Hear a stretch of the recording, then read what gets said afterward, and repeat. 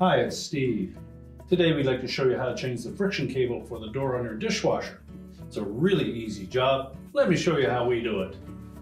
Now to do this repair, we will need to pull the dishwasher at least part way out of the cabinets. It'll have to come far enough forward that we can access the back frame on that dishwasher.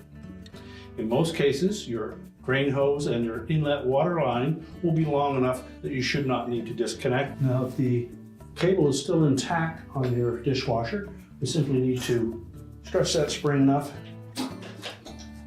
that we can unhook it on that mount on the bottom. Take note of how it sits on the door hinge and make sure that the door is latched solidly. We'll lift it off of the door hinge,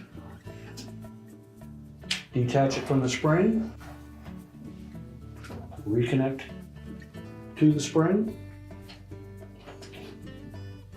and to the door hinge, and we're going to stretch that enough that we can tuck it down into that holder, and then we're ready to push that dishwasher back into the cabinets. We're now ready to push that dishwasher back into the cabinets.